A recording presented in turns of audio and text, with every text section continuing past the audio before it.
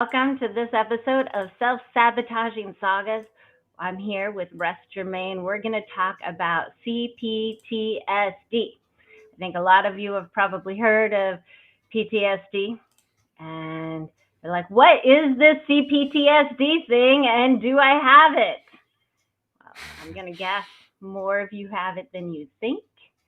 And also, you get to learn a little bit about it today and a little bit about some stuff that can be done. So there is Yeah, room to celebrate. Russ, why don't you tell us a little bit about your podcast and how you got involved with making this podcast, and let's roll. sure. Okay, well, the title for the most part says it all. I do have ADHD and CPTSD, and I was diagnosed with CPTSD back, nearly 2 years ago, and seen a therapist about it. And then back in March, I learned that I'm dealing with ADHD as well, and still trying to get the official diagnosis. I'm actually, there's progress that is finally being made to getting there. But in the meantime, it's very blunt. It's pretty obvious that it's there. And the CPTSD, I decided back in September to make a podcast because I wanted to help people like myself, to show them that they're like themselves. If they're not sure about it, if they don't know for sure what they're dealing with, and they feel like maybe they're by themselves, but they don't have anybody that they can talk to, they don't have a therapist, that they're not alone. And I wanted to give my personal experiences that I have in my everyday life to my audience. And I wanted to show them and tell them about who I am, what I do with like my disabilities during everyday life, through work, relationships, in the holidays, and give them, the feeling that they too can deal with this, that it's sure it's a bit of a struggle, but you can get better with the correct help, whether it's from a therapist, whether it's from loved ones who understand or try to understand what you're going through, and know that you can get better. And it's just a lot of hard work, but you can definitely get better. We are having a little bit of feedback on the audio, so um, Okay. that's it will be how it's going to be. But so CPTSD, for those of you that don't know, is like we think of PTSD as this traumatic incident, and then we have flashbacks from it, and it affects our life. We feel lots of triggers from it. The CPTSD is a repetitive trauma, so trauma that Correct. happens over and over. And Yes. a lot of times it happens when you're young. Yeah, Having that's audio right. issues. My earphone just disconnected. We'll see what happens. Anyway, so repeated trauma, and what happens is it creates, from a neurological level, having these repeated traumas, even if they're not really huge things, they create strong anchors in your nervous system. And every time it happens, that trigger, that anchor becomes stronger and stronger, and you become more and more sensitive to situations that might look like what that traumatic thing was. What's your Yeah, experience exactly. about that? Yeah. The the interesting thing Oh, is I can't that, hear you. Uh-oh, wait. Oh, that oh, could be me. Hold on. okay. Let's see what's going on with my audio. Russ, will you say something and see if I can? Hi. Oh, I can hear you. Can you Oh, hear me? yeah. Is there an echo on your end from your voice? No. Okay, great. I don't hear an echo. Okay, good. Let's roll. Okay, so Okay. continue All telling right. So me. yeah, the interesting thing about CPTSD is the trigger, like when you experience a trigger and you're having a flashback from your trauma, it doesn't necessarily occur from an event that did happen in your life. So you could be watching, if you dealt with like physical violence and you were physically abused or and neglected, you could get triggered and experience a flashback just by watching a movie that has violence in it. Like, Hmm. like personal violence against a person, that can trigger you into having a flashback and believing that you're, you're experiencing a reoccurrence of a trauma that you had back when you were a child. Right. And that's one of the things that when I was first learning about this, I didn't realize that was something that could happen.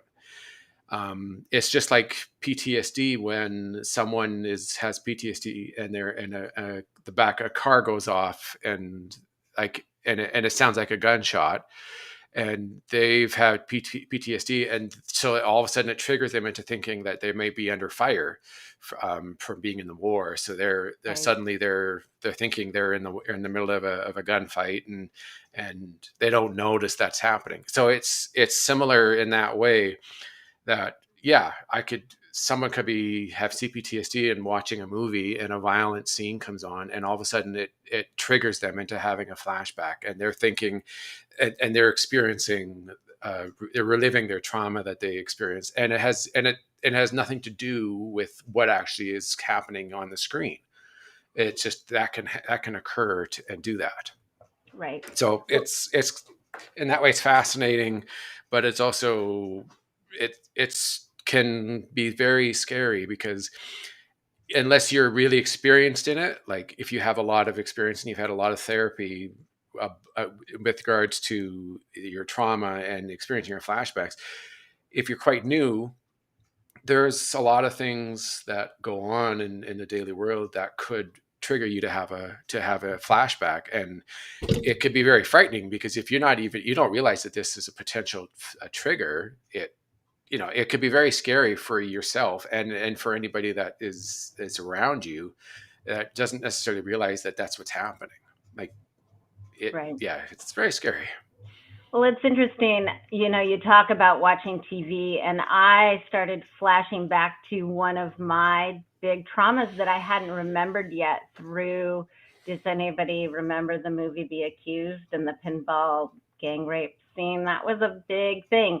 And I Yeah. didn't understand at first what was happening. And you could probably classify this more as PTSD, even though I did have more than one sexual assault trauma when I was little, but I didn't Yeah. remember either of them. But the movie, even though that's not exactly what happened, the movie triggered flashbacks and started triggering the memories of it.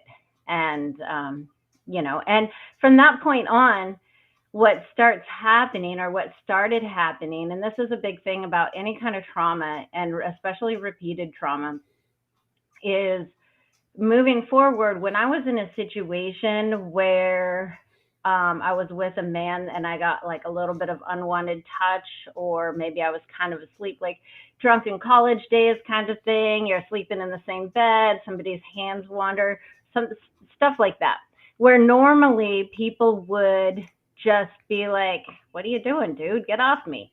Like that's a Yeah. normal response. But what happens when you have a trigger response is the situation is just similar enough to whatever the traumatic thing was that it flashes your nervous system and your mind right back to where you were the very first time that it happened, and you're stuck with the resources you have, and typically you will play it out exactly as you played it out. So for me, what I did in my circumstances when I was young is I froze. And so through college and whatever other little incidents that were um, similar, where there was a little bit of potentially unwanted touch, instead of being able to use my words, I froze, just like when I was 6 years old, just like when I was 7 years old. So I'm stuck in this loop. It's like a trauma loop. And it brings you right back to having the resources that you had when you were the age that the trauma started to occur, when the trauma started to anchor into your system. And the problem with this is it loops you, and it's so hard to get out of it because we start acting like a child when our resources are limited. We can fight, we can flight, we can freeze, we can hide.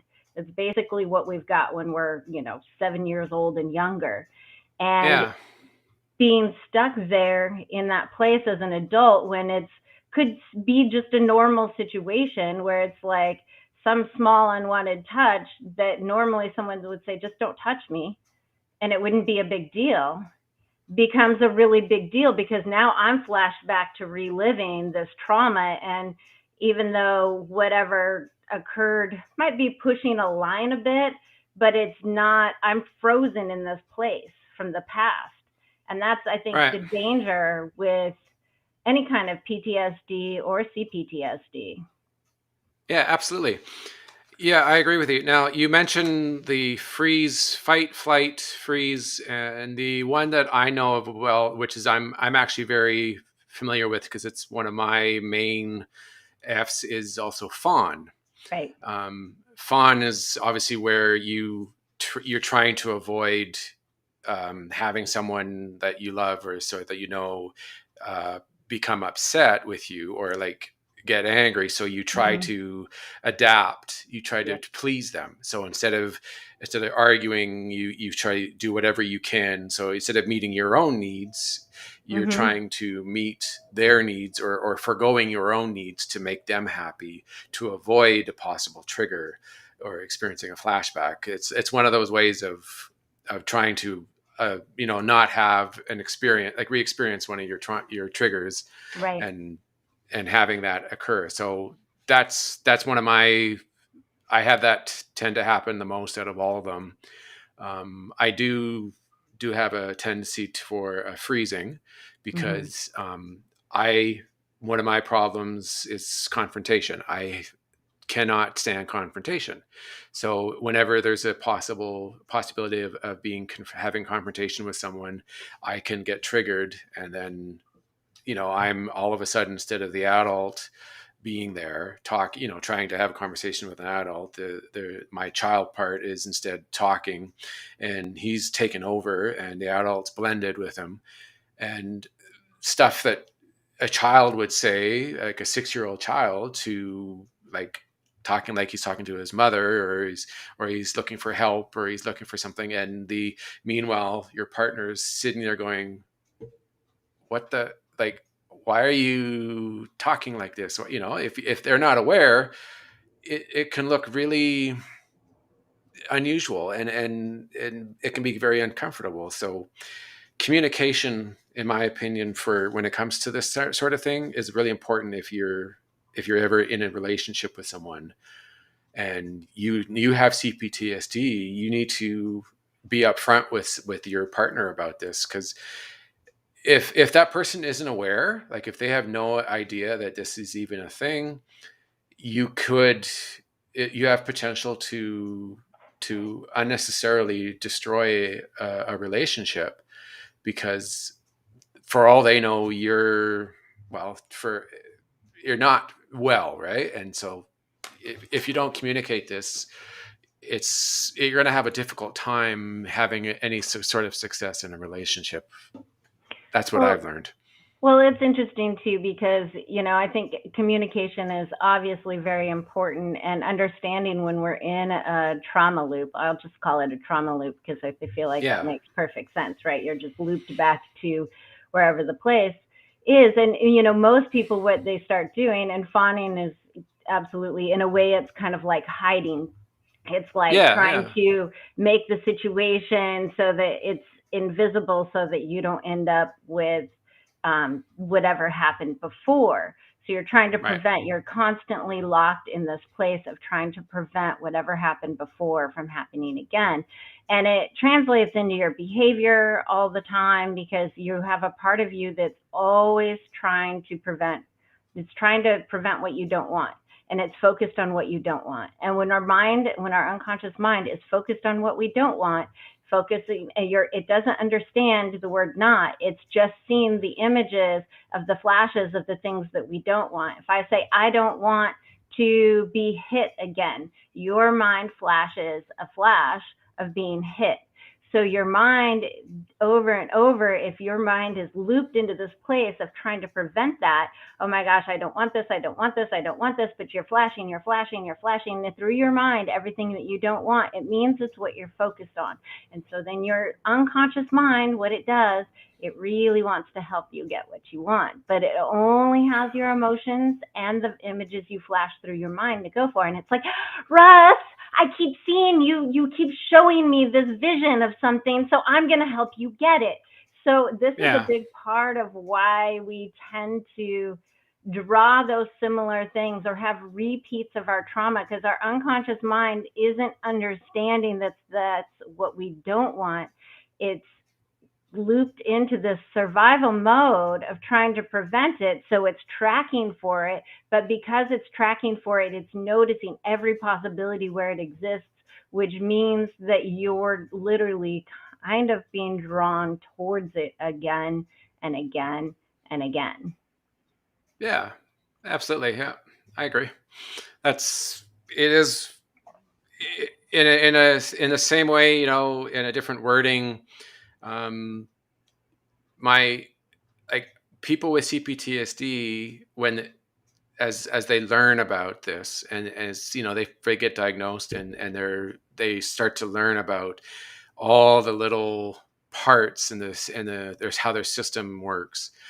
It can be very frightening because they don't understand, like they're learning about how the child part was born, like it comes at an early age, and it's there to protect, right?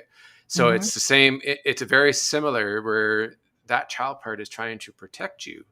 And in order for you to start healing, you can't ignore that. Like you can't just, like, first off, you get blended with your parts, and if you don't, if you're not aware of it, you can't start healing.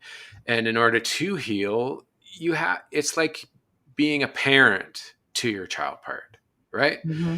If you can be a parent to that child part, then it will start to gain your, like, you start to gain their trust, because if you can't do any healing without your parts trusting you, because they're not in real time, right? They don't think, as far as they're concerned, they're at the time or the year when they came Mm-hmm. to be. So I have parts from the mid 80s that when they come online, and I get triggered, and I'm experiencing my flashback, I think I'm like 5, 6 years old. And they don't see, like, because of the neural connections that aren't established, there's no way to really communicate and say, hey, look, buddy, I realize that you think I'm in danger. Like, yeah, I'm experiencing this trigger. There's past trauma that occurred, and I'm trying to show them and update them to say, I understand you've been hurt. Like you this feeling that you're having is valid. It's warranted.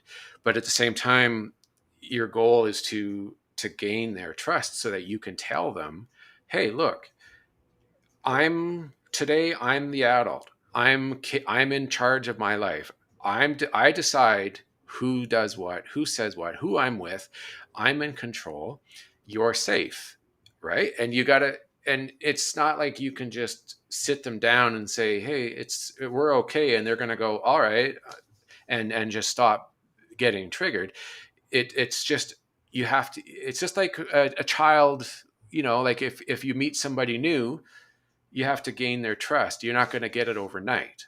It's the same way of doing things. It's just that you have to connect with them, and you have to feel what they're feeling, and then listen to them. Because you know, when you meet somebody new, to gain their trust, you have to listen to them, and show them that you understand, that you're there for them, that you can see what they're seeing, you can feel how they're feeling, and then they start to go, this person is trustworthy, and then you can move forward and start their healing process.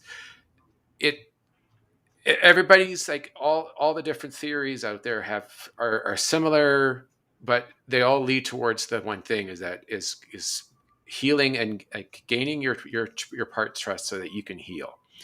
And it takes the amount of effort that you got to put into this is a lot, but it's so worth it. And as long as you have someone there who understands and you can feel trust in, it makes it so much easier. Being alone with this is probably the hardest thing in the world, because who do you know how to trust, right?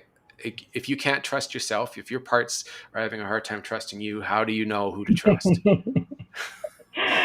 Well, it's funny. I laugh because I've been doing a lot of work with my clients and doing work that's based on work that I've done with myself.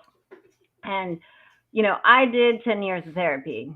10 years of therapy for me, not that this is everybody's experience, and I had some really great therapists, but for me, it did nothing to heal my trauma. Of course, I also didn't Right. talk about my trauma too much, but I still, the behaviors that I was having, I didn't change much. I had greater understanding. So that was for me. So I went up, but I knew that somehow that there had to be a way to feel better. And I kept everything bottled up. Nobody ever knew that I was suffering. I was really good at that. And so I, I had I had multiple kinds of trauma. Like, the short list is, my best friend was a junkie. When I was 4 years old, I held his hand while he died of an overdose. The babysitter's kids used to tie me up and lock me in the closet and leave me there overnight. I had 2 sexual assaults, one of them very violent, when I was young. And anyway, I was almost abducted 4 times, 3 times before the age of 8. And so I had lots of stuff. So I have lots of stuff going on, lots of parts. Parts are born from significant emotional events. So it can be one, or it Yeah. can be repeated more and more. And what happens, this is a big thing, what happens even with schizophrenia, is when you have the repeated trauma over and over, the part breaks off more and more, and the boundary between the whole of you and the part becomes thicker and thicker. This is why some people that are schizophrenic, they can literally have diabetes when they're operating from one part and the body's perfectly healthy when they don't. And they've done tests on that. So in my quest, I started doing all of the things. And my first, probably, sort of introduction, I think, to parts was I did a shamanic healing. And I come Mm. back with little G on my lion totem right in the back. And the shaman's like, you can come back, you can bring little G back with you from this place, this magical place that we were, and you can be there for her and reparent her. And I remember starting a relationship, and I would kind of see her in my mind's eye off to the side, and she was like, he's gonna hurt you, you can't trust him, like all of these things. And I just have to be like, little G, it's gonna be okay. He's not like the last one or the one before that. This is a different person. Because what the mind sees, it sees something similar. And a lot of our triggers come from love and relationships, because Yeah. we learn about love from our parents. And so Yeah. those things attached to love, and that need and want and craving for love, will trigger those trauma loops from the past. It's also a Yeah. big place to heal. Yeah, exactly. Yeah, that's so correct. Like because of the way I grew up, I had, well, I'm sure a lot of us from the time of like the 70s and the 80s, Mm-hmm. like we grew up in an age where corporal punishment wasn't frowned upon, right? Right. Like, Mm-hmm. but today, if that was, yeah, if that was today, it'd be like, oh my God, social services like take their child away. But Yeah. in that day, it was considered an acceptable form of punishment. And I I remember when I first, I hadn't thought about it in ages because it's been such a long time. But when they started talking about how it was bad and what it does to children. And I would think back and going, yeah, I recall how many times that it would happen, like it happened to me, Right. and my parts came from because I was growing up as a little kid, and my parents believed in that kind of discipline, and unbeknownst to me, like I didn't I thought I was being bad. Like I really thought there was a problem with me. And so I instead of going and saying, okay, like why is this happening, it was just reinforced, and it scared me, right? Like instead of Hmm. thinking, okay, like the whole idea of the discipline is obviously is to teach the child that what if you get in trouble, this is how you stop it. It's Right. one thing, like I know that some parents, it would be like a, I don't know, like a single slap on the butt, or like Yeah. with the pants on, and it was just a simple thing just to teach them.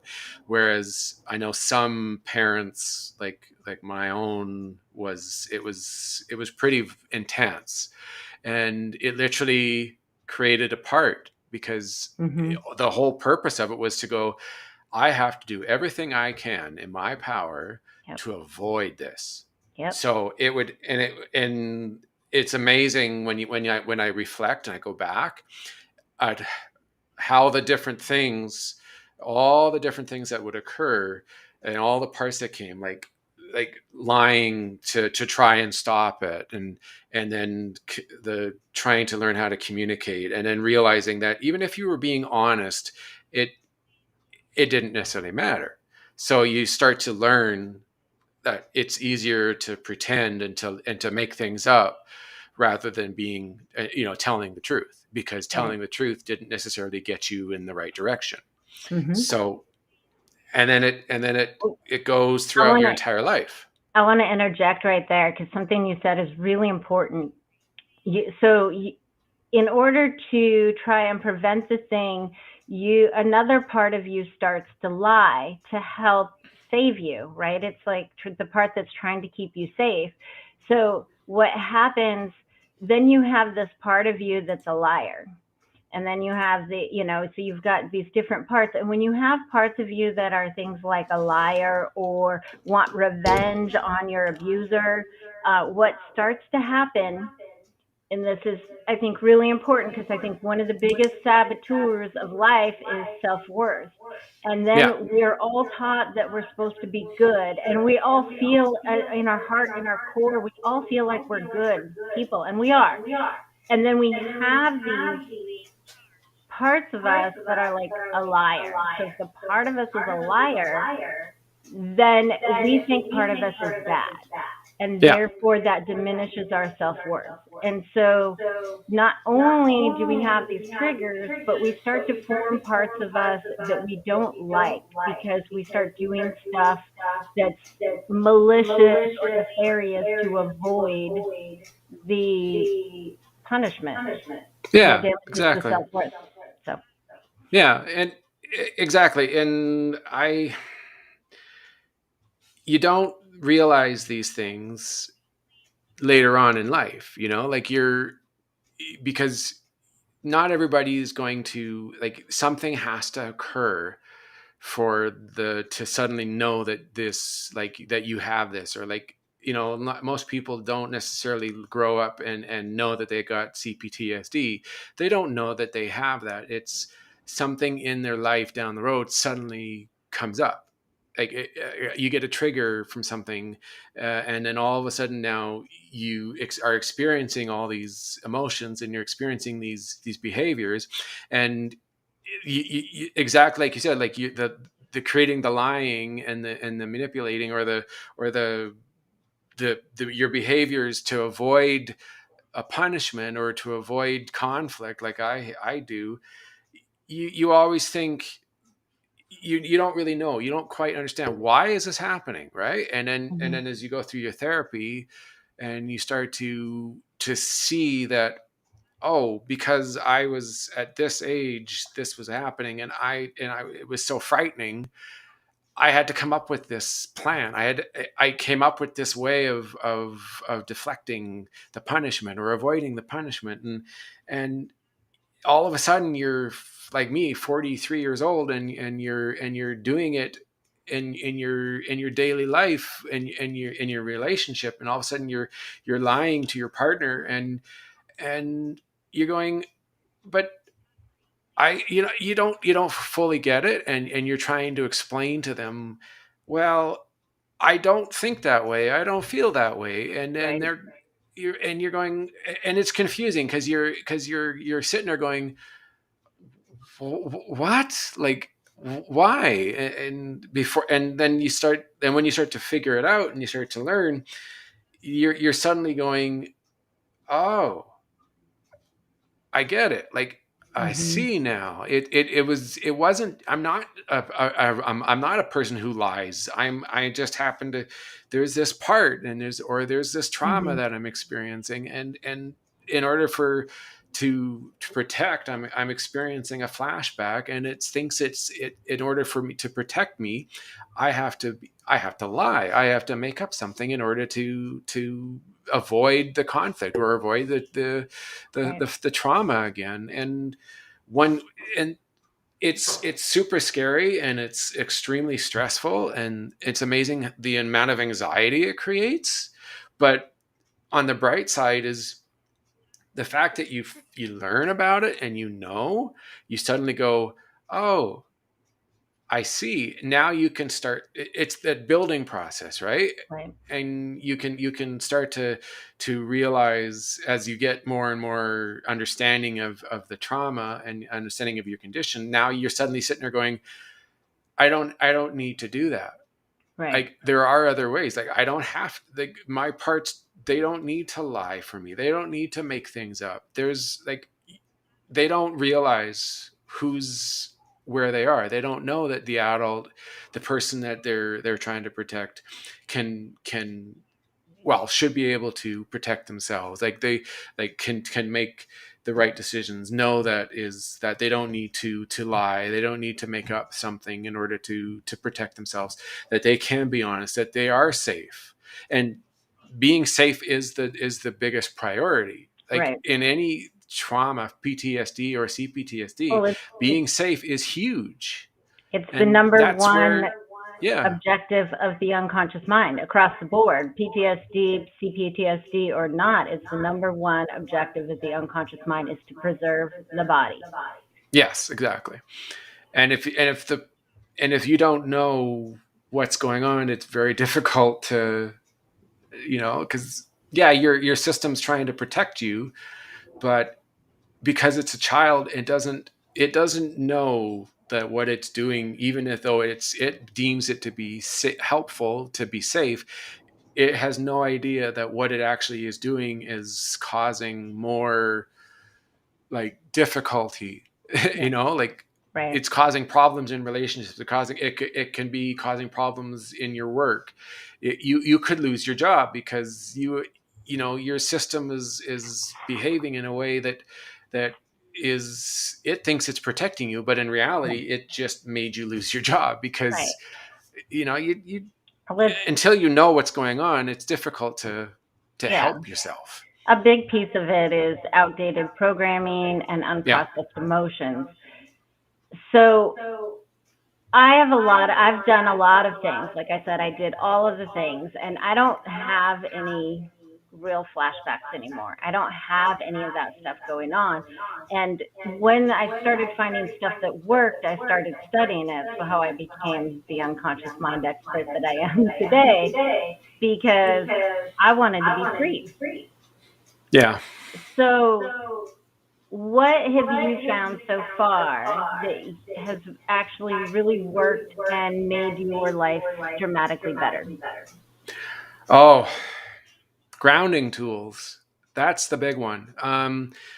I My first few months with therapy, when this was brand new, the one thing that my therapist always was talking about and always wanted me to do was grounding tools.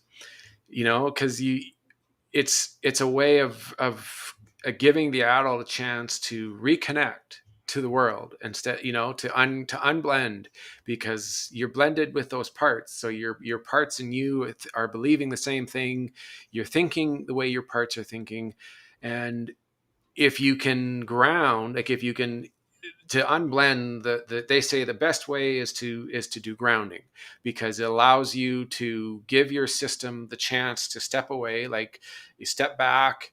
And instead of, because if you don't ground, it's very difficult to see what reality is actually happening. And so the grounding was such a huge thing. And the nice thing about it is there's so many different grounding tools for the situation. Like you don't have to just do one tool. Because I remember I would walk into a Walmart, and the crowd and the atmosphere and just the intensity of everything around me would trigger me. Right. And I would be blended, and I was basically useless to who I was with, and I'd be off and zoning out and going off my own, looking at everything, not, running into people, being in the way. And I remember saying to him, yeah, I walk into a grocery store and I'm done. And he goes, well, you can do a number of things. You could, before you walk into the store, you could do a grounding tool. You could step back and do some deep breathing. You could just, and you can like examine, like hypervigilance, right? You could examine everything around you and take a moment and just kind of like check in, see, make sure that you're okay. Like, and then you could do like, the one tool that is really successful that I've loved is the five senses tool, where you do hearing. You check, you see what are you hearing around you, what sort of noises are surrounding you, and then you identify them. Like you speak out loud and you identify the noises, and then you look around, and you can say like, what, show me five things, or name five things that are a certain color. So if there's a lot of blue, you could go and look for different blue items and name them out. And then you can smell what smells are in the air that are familiar, Right. that, like, especially if you're in a grocery store, that's perfect, because there's all these different Right. scents. And then, yeah. Have you found that specific tool will break you out of a trauma loop? Yes, it does, because it allows me to step back. Like it's like kind of like a shock to the system, right? Like in a way, like you're the noises and the sights. Like if you're focusing on the sights and the taste, or not that, well, you could do that, but So like touching things, and it helps break me out, because you have to focus in order to do this tools. You have to be able to focus. right. And if you're blended, it's very difficult to properly do that. So I would suspect that one of the big reasons that tool works, because what happens is your unconscious mind is tracking for the things that it's seen before. So it's looking for, 2 to 3 things that look familiar like the other things. Yeah. And in that circumstance, when you're picking out 5 different colors, you're picking out this census. So what you're essentially doing is you're showing your unconscious mind that it is not the same situation. And Yeah. because of that, then it's breaking you out of the trauma loop. It's interesting. So you've got tools. And I think about all of the different things that I've done, and the things that made a difference. Somatic experiencing and healing did some helpfulness, because it helped move the emotions. It completed the fight and flight cycle, and that ended the trauma in my body. Combo, which is a Amazonian frog medicine, frog poison. He would administer it through your skin, and it infiltrates the lymphatic system. I was using it for other purposes, and I noticed after a while, I'm like, whoa, a bunch of my traumas don't have an emotional charge anymore. Yeah. So that was supportive. And then I sat some ayahuasca ceremonies that took some charge and brought some agency back to my mind in some of my ceremonies.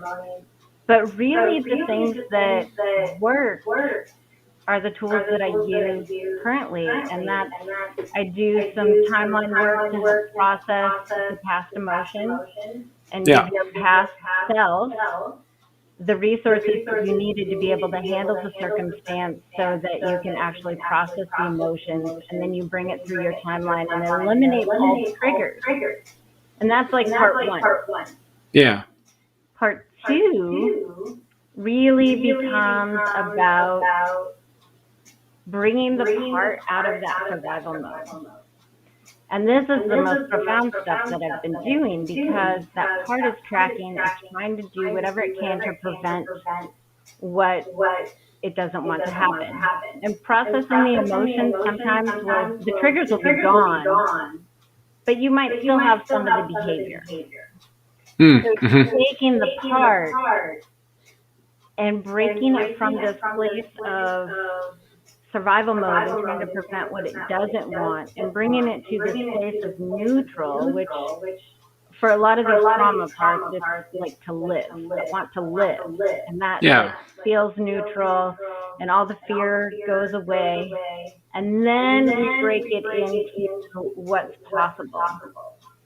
And by doing that, you're now, the part is broken into what's possible. We integrate it back with the whole of you. So it's funny, you were talking about, they're blended before, and now you want to separate them so you can sort of have a little bit more agency around them, it sounds like.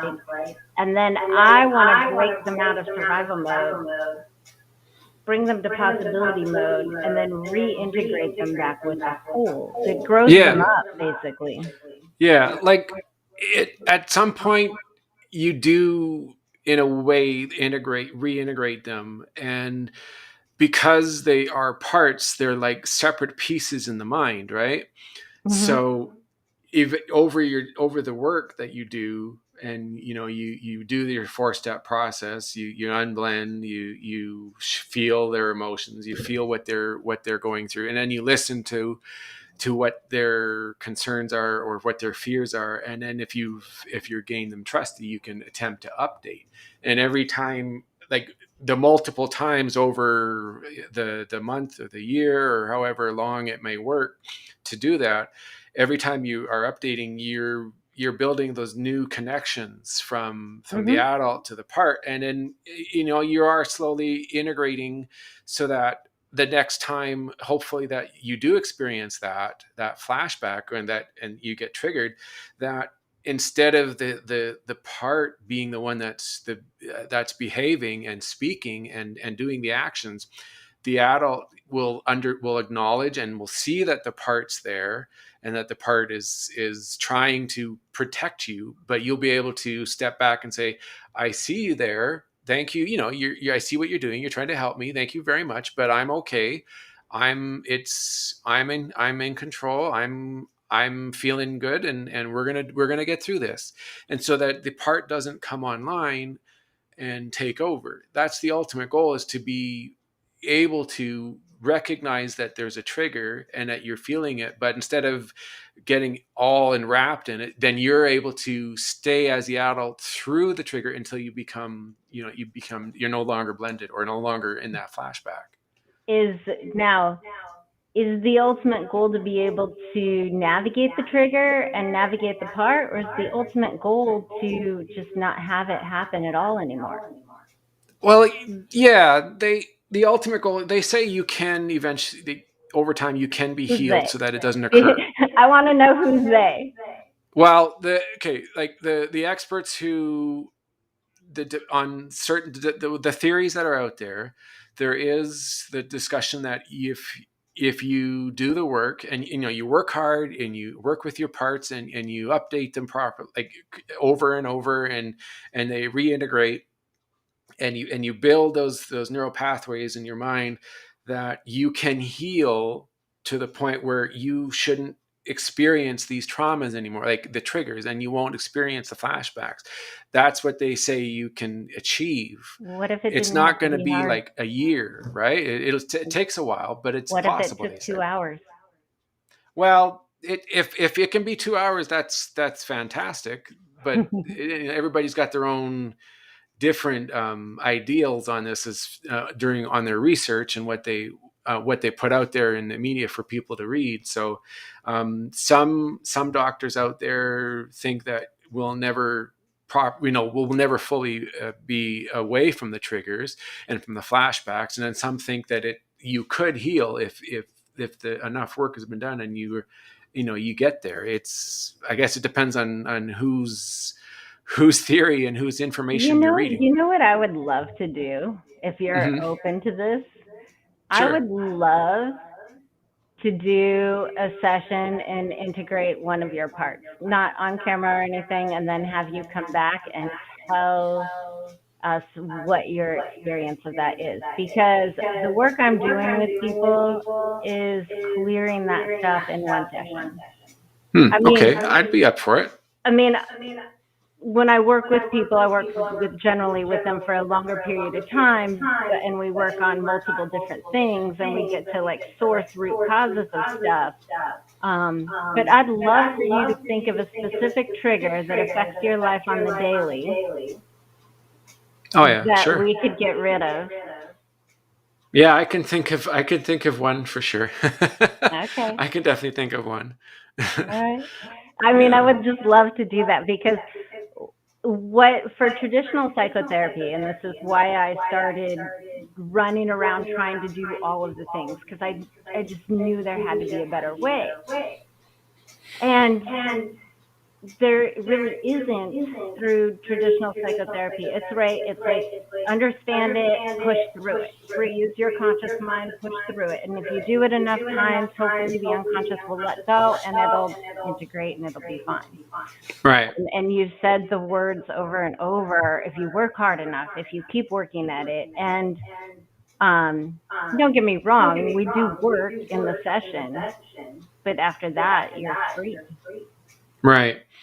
Yeah, see, like there's the theory that I find to be the most, like, it's obviously nothing, everything isn't for everybody. Some people do better with other, that's normal. That's depends on what works best. But the one that I find to be the best working like theory when it comes to the whole processing and getting better is to not treat your parts like there's something wrong, like that they're bad, or like being compassionate with your parts. Yes. Right. Yes. Like saying, I appreciate that you're doing this. Like, Yes. I like that you're trying to help me, that you're trying to protect Absolutely. me. It's valid. There's a lot of valid reason, for it. And you don't want to show them or treat them as if they're bad. You don't want them to. You don't want to say, "Oh, those stupid parts, they did it again. It's their fault." You have to give them the love and the compassion that they didn't get, which is the whole point of why 100%. why they are, because they didn't get what they deserved when they were young. Like when I was a 5-year-old kid or a 4-year-old kid, and something happened to the TV, and I said to my dad, I didn't do anything. It wasn't, I had nothing to do with this. And he goes, I don't believe you. And next thing you know, I'm going, no, don't. Right. Yeah. And you go, and you sit there and you go, well, what good is me saying, Dad, I swear to you, I didn't touch the TV. Right. And he goes, I don't believe you. Right. Like I have to say to that part, I believe you. I know you didn't do this. I believe you. You were not a bad part. You did like it's one of those things that there is a theory out there that is like almost like in a way saying, I disagree with that. Those parts, I'm not going to name it necessarily, but you've got to. It's self-esteem, right? Everything we do in our life builds our self-esteem or it diminishes our self-esteem. And even if we have parts of us that are liars or manipulators, I definitely had. I had a part of me that thought I was a murderer and tried to sabotage my life everywhere I went because it thought that I was the reason that my junkie friend died. So because of this, we have these internal conflicts and we hate parts of ourselves, and this creates low self-worth, low self-acceptance. And Hmm. when we're in that place, we're sabotaging ourselves because these parts need to be loved. That's the one thing I will say. If you don't get to work with somebody like me, start loving and accepting those parts. That's Yeah. number one, first, and most important thing you can do is just really love them. Every part of you has a positive purpose, even if Yeah. it seems like Exactly. it doesn't. I know. I've had situations in the past where I had a part that did something for me, and I remember saying, "Well, I don't understand. I want this. I didn't want to not do this. Like this was awesome. This was safe. This was good." But my part got in would say no and was Right. trying to protect me, and I keep going, I don't get it. Why would the part who's protecting me stop something good from happening? It Yeah. was like you just It just you kind doesn't of know. go, huh? Like, and Yeah. then you realize that there's a reason for it. They're not just, they're kids, they're children. They don't know, like they don't have an adult perspective, so they can't see from your point of view, Right. saying, look, this is a good thing, this is safe, this is healthy. All they go is they see something that they believe is dangerous, so they step in, and they Exactly. and you got to see it from their point of view in order to be able to start. If you can't see it from their point of view, you're not going to get very far. Totally. Absolutely. Yeah. 100%. Russ, why don't you tell us a little bit where they can find your podcast, how they can reach out to you, Sure. tell the people all the things. Okay. Well, the course of my podcast is Living with ADHD and CPTSD. I'm on pretty much all the platforms. Um, the most popular ones are Spotify and Apple Podcasts. Right. Then you can also find the links to any of the platforms on my website, living with ADHD and CPTSD.ca. I am on Twitter, and I'm actually quite active. I like to express my information, thoughts, and try to help people, give them information and friendly advice. Yeah. I've got my own Facebook page, of course, which everything is there. So I'm pretty much out on all the platforms. I just started, um, well, my program that allows me to do the podcast just started doing the monetization. So I'm actually able to do subscribers and have bonus footage and Cool. extra, it's which is really great. So I'm recording myself on video, and so the neat thing is people get to see my behaviors while I'm recording, because Yeah.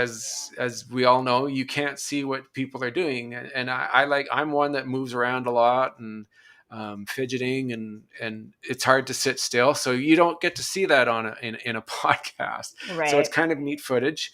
And as I stated at the beginning, I am going to be doing my podcast on YouTube as well, and extra little things, like I do 2 episodes a week. I have, on Fridays I do my ADHD podcasts, different topics. I'm always looking for information or ideas, or input, so that I can talk about something that is important to somebody. And then on Saturdays I do my CPTSD episodes. Cool. um, and it's a lot of fun. And actually, I've the neatest thing about it is it's almost like my own therapy session Mhm. when I do a podcast, because I learn a lot as I'm doing it. So I get little, like, I get excited, and I start to see my own. I go, Right. hey, you know what? I'm talking about this, and it's making sense in my own head, and I'm going, wow. And after the podcast, I'm like, gee, Yeah. this I could use this in my own world, because it's mostly about my own experiences, but I also Right. like to to research and look up information to provide to my listeners, so that if there's something that they want to know, or if they're looking for advice, like one of my podcasts, I had about 12 or so different grounding techniques that they could use, and a lot of them were from people who had come up with their own. And I'm like, these are really good. People should know about these. So I wanted to inform people. Awesome. I love all of that. Yeah. And when we do our session, I'm going to put it on the back end of this podcast. So when the podcast is a podcast and not just a video, people will have that, because people like the instant gratification. Wait, how did it go? What happened? Exactly. Exactly. Yeah, that's the thing. Dopamine, right? Right. Totally. I love dopamine because if I don't get it, I can lose interest. I can get bored. So I love that dopamine hit, and the more I can get, the better I feel. But it can get addictive. Right. Totally. Yeah. All right. So, and you guys can reach out to me on geneabarnes.com, GeneaBarnes.com, and you can book a free step-up call to explore whether maybe we're a fit to work together. Obviously, you know that I work on some of the CPTSD stuff and trauma. I transform beliefs. I change all that stuff that sneaks in and sabotages you. And then you have to do the stepping into doing things new. It's like I take the big force that's keeping you away, but you still have to step in and do it. Exactly. You can't get better if you don't do something about it. And the very first thing is owning up to the fact that this is a condition that you have. And if you can't admit to yourself, there's a very difficult time, getting anywhere. You got to tell yourself and believe that this is real, and you got to do the work. Otherwise, you just could go in a circle, and you might even get worse, because if your parts feel like you don't want to help them, they're going to rebel. And I've experienced that all too many times. Yeah. And I think it's important to note that even if you think you have CPTSD, I always do the letters backwards. Even if you think you have it, you don't necessarily need to get diagnosed to start utilizing these tools. Sometimes people put a label on themselves, and then it becomes their identity. And you want to really steer away from that when we have a diagnosis, because then people start to say, I am depressed. And no, you feel depressed. So you have CPTSD. You're not CTPSD or PTSD. You guys know what I mean. But it's important to realize that you are so much more than that. Yeah. Yeah, exactly. Well, thank you so much, Russ, for joining us. You're welcome. It was a pleasure being on the show. This was great. I'm excited to do a little bit of work. I hope you all learned something, and we will see you all next time. All right. Excellent. All right. Bye.